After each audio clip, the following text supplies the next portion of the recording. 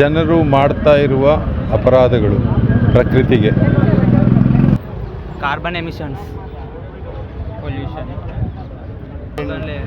And the ozone layer depletion, the main aspect to come in. Now, actually, it started boiling now. Not the global warming is the old phrase you can say right now, and you can say it's the earth is boiling right now. Now it's not just warming; started boiling, you can say. What is your name? My name is Atar. Sir, what do you know about global warming, sir? So global warming is basically because of the industrialization, the pollutions and everything. So because of that, our heat is getting trapped and we are facing more heat nowadays. So I mean there are so many things we can talk about it, but yes, it's a bad thing. ನಿರಂತರವಾದ ಉಷ್ಣಾಂಶ ಹೆಚ್ಚಾಗ್ತಾ ಇರೋದ್ರಿಂದ ಬಿಸಿಲು ಆಗುತ್ತೆ. ಅಂದರೆ ಇದಕ್ಕೆ ಕಾರಣ ನಮ್ಮದು ಕಾಡನ್ನು ರಕ್ಷಣೆ ಮಾಡೋದೇ ಮುಖ್ಯ ಉದ್ದೇಶ ಆಗಿರಬೇಕು. ಹೆಚ್ಚೆಚ್ಚು ನಾವು ನಗರ ಅಭಿವೃದ್ಧಿ ಮಾಡಿಕೊಂಡು ನಾವು ಕಾಡನ್ನ ನಾಶ ಮಾಡಿಕೊಂಡು ಹೋಗ್ತಾ ಇದ್ದರೆ ಜಾಗತಿಕ ತಾಪಮಾನ ಹೆಚ್ಚಾಗುತ್ತೆ. Again, I believe it has been started and noticed during 1970 somewhere there, and by early 2000 people got to know about it. Okay, then the temperature is rising due to human activities. ತುಂಬ ಜಾಸ್ತಿ melt ಆಗ್ತಾ ಇದೆ, ನೀರಿಂದು C levels ತುಂಬ high ಆಗ್ತಾ ಇದ್ದಾವೆ ಇತ್ತೀಚೆಗೆ, temperature race ಆಗ್ತಾ ಇದೆ, ಓಝೋನ್ ಲೇಯರು ಸ್ವಲ್ಪ ತೆಳ್ಳಗಾಗ್ತಾ ಇದೆ, ಅವಶ್ಯಕತೆಗಿಂತ ಜಾಸ್ತಿನೇ ತೆಳ್ಳಗಾಗ್ತಾ ಹೋಗ್ತಾ ಇದೆ. ಬೇಸಿಕಲಿ ಟೆಂಪ್ರೇಚರ್ ಜಾಸ್ತಿ ಆಗ್ತಾ ಇರೋದು ಮತ್ತು ಅಂದರೆ ಇದು ಟೆಂಪ್ರೇಚರ್ ನಮ್ಮದು ಇದು ರೈಸ್ ಆಗ್ತಿರೋದು because due to the reduce polar caps. So ಏನು ಪೆಟ್ರೋಲ್ ಡೀಸೆಲ್ ಬರ್ನ್ ಆಗಿ ಜಾಸ್ತಿ ಯೂಸ್ ಆಗಿ ಅದರಿಂದ ವಾಯು ಮಾಲಿನ್ಯ ಹಾಳಾಗ್ತಾ ಇದೆ. ನಮ್ಮ ಅರ್ಥಲ್ಲಿ ಎಫೆಕ್ಟ್ ಆಗ್ತಿದೆಯಲ್ಲ, ಅದನ್ನ ಗ್ಲೋಬಲ್ ವಾರ್ಮಿಂಗ್, ಅದೇ ಏನೇನು ಎಫೆಕ್ಟ್ ಆಗ್ತಿದೆ, ಅಡ್ವಾಂಟೇಜಸ್ನ ಗ್ಲೋಬಲ್ ವಾರ್ಮಿಂಗ್. ಅಂದರೆ ಗ್ಲೋಬಲ್ ವಾರ್ಮಿಂಗ್ ಅಂದರೆ ಈಗ ಪೊಲ್ಯೂಷನ್ ಜಾಸ್ತಿ ಆಗಿದೆ, ಪ್ಲಾಸ್ಟಿಕ್ ಜಾಸ್ತಿ ಯೂಸ್ ಮಾಡ್ತಾ ಇದ್ದಾರೆ. ಅಂದರೆ ಈ ಪ್ಲಾಸ್ಟಿಕ್ ಇದೆಲ್ಲ ಕಡಿಮೆ ಆದರೆ ಸ್ವಲ್ಪ ನಮ್ಮ ಇದನ್ನು ಭೂಮಿ ತಾಯಿಯನ್ನು ನಾವು ಸೇವ್ ಮಾಡ್ಕೋಬೋದು.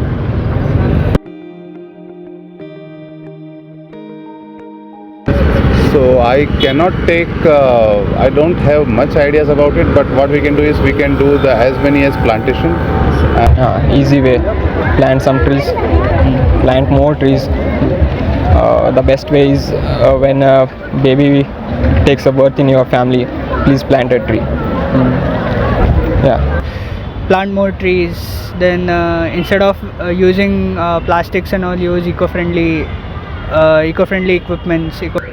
ಆದರೆ ಇನ್ನೂ ಸಾಕಾಗಲ್ಲ, ಯಾಕಂದರೆ I still feel like they need to plant like little more trees, they need to conserve, control traffic, especially in Bangalore. ಒಪಿನಿಯನ್ನು ಆದಷ್ಟು ಟೂ ವೀಲರ್ ಕಡಿಮೆ, ಆದಷ್ಟು ಏನು go green.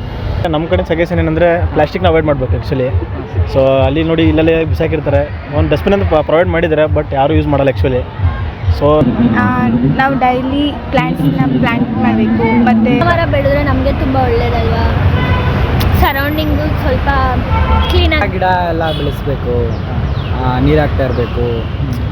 So to larger extent ಇವಾಗ ಹೆಂಗಾಗಿದೆ ಅಂತ ಹೇಳಿದ್ರೆ, ಮುಂಚೆ ಎಲ್ಲ ನಮಗೆ ಅದ್ರ ಬಗ್ಗೆ ಅಷ್ಟು ಜ್ಞಾನ, ಬಟ್ ನಾವು ಅದನ್ನು ಯಾರು ಅನುಸರಿಸ್ತಿರಲಿಲ್ಲ. ಇವಾಗ ಮೊದಲನೇ ಸ್ಟಾರ್ಟ್ ಆಗಿದೆ, ನಮಗೆ ಸ್ಕೂಲಲ್ಲಿ ಇರಲಿಲ್ಲ, ನಾವು ಕಾಲೇಜಿಗೆ ಬಂದ ಮೇಲೆ ನಮ್ಗೆ ಗೊತ್ತಾಗಿದ್ದು. ಸೊ ಇವಾಗ ಆ ಕಾಲದಲ್ಲಿ ಬಂದುಬಿಟ್ಟಿದೆ ಅವ್ರಿಗೆ. ಸೊ ಅದಿನ್ನು ಮುಂದಿನ ಫ್ಯೂಚರ್ಗೆ ಒಳ್ಳೇದಿರುತ್ತೆ, ಎಲ್ಲರೂ ಅನುಸರಿಸಿದ್ರೆ. ಪರಿಸರ ನಾವೆಲ್ಲ ರಕ್ಷಣೆ ಮಾಡಬೇಕು. ಕಾರಣ ನಾವು ವಾಯು ಮಾಲಿನ್ಯವನ್ನು ತಡೆಗಟ್ಟಬೇಕು. ಪರಿಸರ ಎಷ್ಟು ಚೆನ್ನಾಗಿ ನಾವು ಉಳಿಸ್ಕೊಂಡು ಕಾಡು ಮರ ಗಿಡ ಎಷ್ಟು ಬೆಳೆಸ್ತೀವೋ ಆವಾಗಲೇ ತಾಪಮಾನ ಕಮ್ಮಿ ಮಾಡೋಕ್ಕೆ ಸಾಧ್ಯ. ಪರಿಸರ ಉಳಿಸ್ಬೇಕು.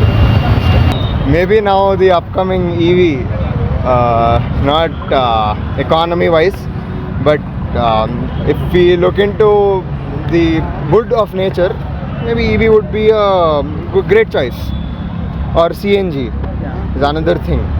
Reduce the number of vehicles on the road, which are instead of rolling out cars in millions of numbers annually, we can reduce it. We can reduce the number of vehicles on the road.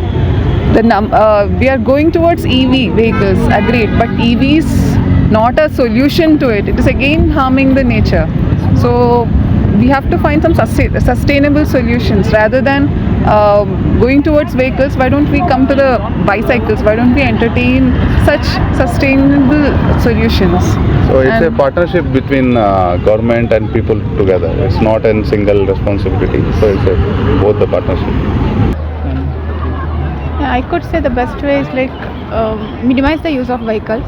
I could see in Bangalore there are a lot of people like who are just one people going in a car, which is absolutely not necessary. You can go once in a while, but please make use of a public vehicles. So that would be the main reason. If you will avoid car like this, instead of that car, using car and personal high fuel guzzling cars, you can use common transport system like buses or metro station like this. At least for weekend we can do these things, at least Saturday or Sundays, you know. Using, I myself is cycling member of a cycling club, Bhubaneswar cycling club. We are using Saturday or Friday. We are going by particularly in winter days we are going by cycles. Each and everyone should do their bit, like small steps will be helpful for the reduce of the global warming. You know, pollution as well as the information you need to spread to the society. Okay, awareness is very important. I don't know how many of you know about this thing.